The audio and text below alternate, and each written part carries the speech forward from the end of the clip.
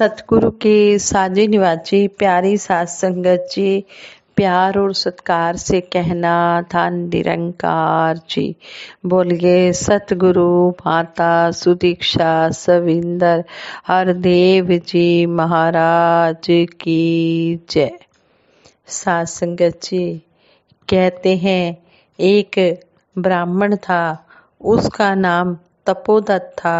जब वह छोटा था तो उसके पिता ने उसे पढ़ने के लिए पाठशाला भेजा। उसका पढ़ने में बिल्कुल भी मन नहीं लगता था, इसलिए कई साल पाठशाला में जाने के बाद भी वह पढ़ना लिखना नहीं सीख सका। बचपन तो खेलने कूदने में बीत गया, लेकिन जब वह कुछ बड़ा हुआ तो उसकी अज्ञानता उसके अपमान का कारण बन गई। विद्या ग्रहण न करने के कारण वह मूर्खतापूर्ण बातें करता। उसके दूसरे भाई बहन लगन और मेहनत से पढ़े थे। दुनिया भर में उनकी विद्वता की प्रसिद्धि थी। सभी लोग उनके भाइयों का आदर सत्कार करते थे। इसके विपरीत तपोदत्त का सभी मजाक करते थे, महामूर्ख कहकर उसका मजाक उड़ाते थे। तब तपोदत्त को भी अपनी अज्ञानता दिखाई देने लगी थी। वह भी अपने दूसरे भाइयों की तरह विद्वान बनना चाहता था, लेकिन आयु अधिक हो जाने के कारण उसे पाठशाला जाने में शर्म महसूस होती थी। इसलिए उसने व्रत और तपस्या आदि के द्वारा विद्या ग्रहण करने की सोची।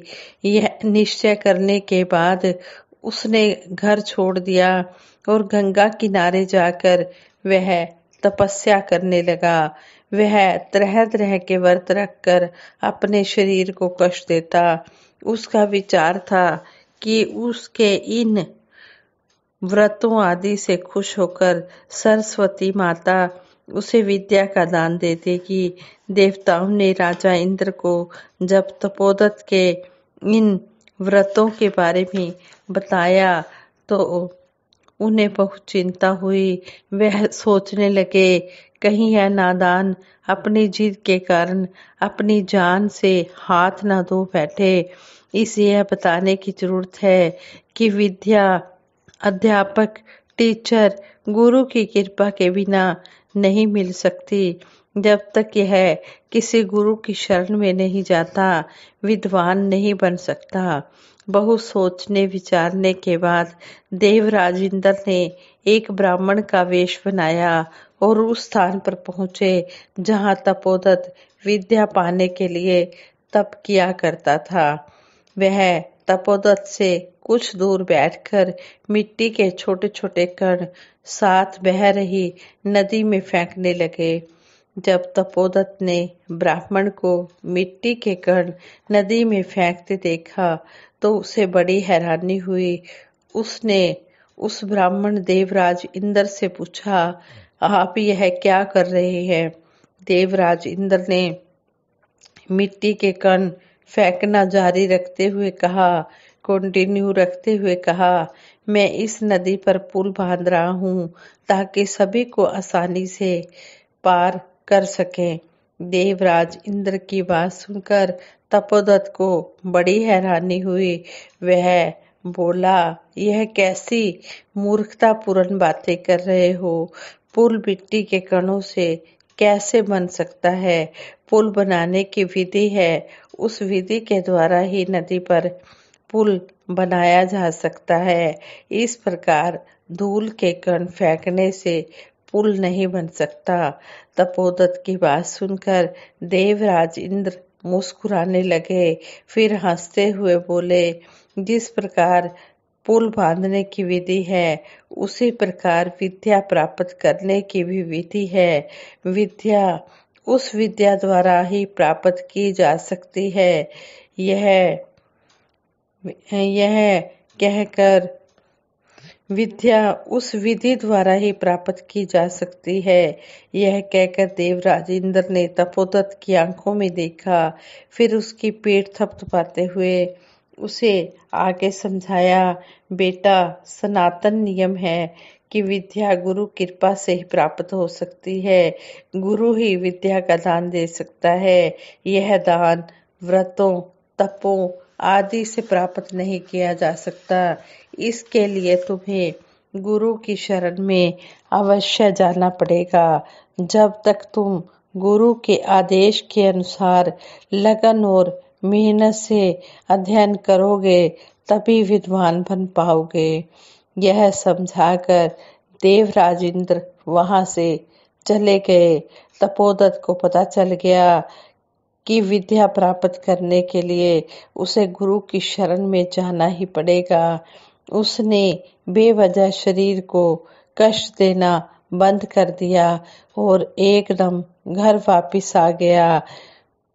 वह गुरुकुल के अध्यापक के पास पढ़ने के लिए जाने लगा और उसने बहुत लगन व मेहनत से पढ़ाई की और जल्दी ही महाविद्वान बन गया। हर काम को संपन्न करने की विधि होती है। यदि विधि के अनुसार कार्य किया जाए तभी उसमें सफलता मिल सकती है, वरना तो असफलता ही हाथ लगती है। ज्ञान गुरु से ही हो सकता है। बिना गुरु की कृपा के ज्ञान ना किसी को हुआ है, ना हुआ था, ना आगे होगा। गुरु की शरण में आकर ही ये ब्रह्म ज्ञान मिलता है। गुरु की शरण में आकर ही विद्या का दान मिलता है। गुरु की शरण में आकर ही आध्यात्मिक ज्ञान मिलता है। गुरु ही हमें सत्य के रास्ते पर चलाता है। इसलिए गुरु की शरण में आना बहुत जरूरी है। गुरु के बिना कोई भी ब्रह्म ज्ञान दे नहीं सकता है। यह आत्मबोध आज वक्त के सतगुरु माता सुदीक्षा जी महाराज भेदभावों की दीवारों को खत्म करके कर रहे हैं। यह जानकारी होते ही फिर यही दृष्टि हो जाती है, सब आए इस एक से, डाल पात फल फूल, कबीरा पीछे क्यों रहे, जह पकड़ा जब मूल। आज हमें यह अनमोल मानव जन्म इसी काम के लिए मिला है और ये संत हमें जगा रहे हैं। सतगुरु कहते हैं, एक को जानो, एक को मानो और एक हो जाओ। इस एक को जानेंगे नहीं तो इससे हमारा मिलन कैसे होगा। यही बात कबीरदास जी भी कह रही हैं। कबीर सूता क्या करे, बैठा रह अर जाग, जाही के संग बिछुड़ा ताही के संग लाग। हमारी ये आत्मा प्रभु से अभेद हो गई तो इससे जागृति आ जाएगी, फिर इसके अंधेरे वाले पहलू खत्म हो जाएंगे। इसे सब में अपने प्रभु की छवि नजर आने लगेगी। इसी प्राप्ति के लिए सतगुरु ने हमेशा से यह आवाज दी है, आओ रब दे दर्शन कर लो। संदेशा है इंसाना नू, मुर्शद बंदे प्या बनावे, मेरे जय हवाना नू। सतगुरु हरि दर्शन करवा कर शिष्य को जीते जी मुक्ति प्रदान करते हैं। इस बात को युग पुरुष शहनशाह बाबा अवतार सिंह जी महाराज ने इस शब्द में भी स्पष्ट किया है। मौत दे राह विच जिथे बंदे, धुंध गुबार हनेरा ए, ज्ञान दी ज्योति पास च तेरे, चानन रस्ता तेरा ए। रिश्तेदारी ऐस जहां दी, उथे रखना मेल नहीं, सिर्फ नाम दी दौलत बाजो, दूजा होना खेल नहीं। ਜਾਂਦੀ ਵਾਰੀ ਖਾਲੀ ਹੱਥ ਸੀ, ਕਾਰੂ ਅਤੇ ਸਿਕੰਦਰ ਦਾ, ਸਤਿਗੁਰ ਬਾਝੋਂ ਕੋਈ ਨਹੀਂ ਸਾਥੀ, ਧਰਮ ਰਾਜ ਦੇ ਮੰਦਿਰ ਦਾ। ਜੋ ਕੁਝ ਦਿਸਦਾ ਸਭ ਕੁਝ ਝੂਠਾ ਹੈ, ਮਿਟ ਜਾਣਾ ਇਸ ਮਾਇਆ ਨੇ, ਹੋ ਜਾਣਾ ਏ ਮਿੱਟੀ ਇੱਕ ਦਿਨ, ਮਿੱਟੀ ਦੀ ਇਸ ਕਾਇਆ ਨੇ।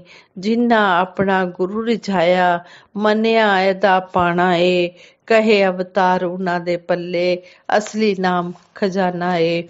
जिन्होंने गुरु की बात को मान लिया, जो गुरु की शरण में आ गए, उन्हीं के हिस्से में ये असली ब्रह्म ज्ञान रूपी खजाना आया है। इस तरह हमें सतगुरु समझा रहे हैं। सतगुरु यह ज्ञान उजाला देता है यह सतगुरु की कृपा से हमें मिलता है तो मानव भाग्यशाली हो जाता है।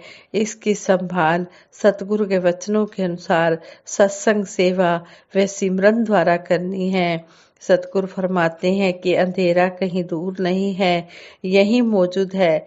जैसे ही दीपक बुझा वैसे ही अंधेरे ने अपना काम करना शुरू कर देना है। इसलिए यह ज्ञान की रोशनी हर पल प्रकाशित रहनी चाहिए। आवश्यकता है हर पल यह जागृति बनाए रखने की। जिन्होंने भी इस परमपिता परमात्मा के दीदार कर लिए हैं बहुत ही भाग्यशाली हैं वो, और जिन्होंने अभी तक नहीं किए वो भी वक्त के सतगुरु माता सुदीक्षा जी महाराज की शरण में आए और आशीर्वाद लें और इस सच की दात को प्राप्त करके इस सच की दात के साथ जुड़े, मानव जन्म को सफल करें, अपना लोक सुखी परलोक सुहेला करें। दातार सच्चे पातशाह सभी पर अपनी कृपा दृष्टि बनाए रखना, सभी को अपने चरणों में जगह देना। इस तरह हम आशीर्वाद सतगुरु के चरणों में बैठ कर लेते रहे। साथ संगत ये विचार करते हो बहुत सी गलतियां हुई होंगी, उन गलतियों के लिए आप जी क्षमा कर देना, आगे के लिए शुद्ध विचार करने की क्षमता बख्शना। साथ संगत जी प्रेम से कहना, धन निरंकार जी।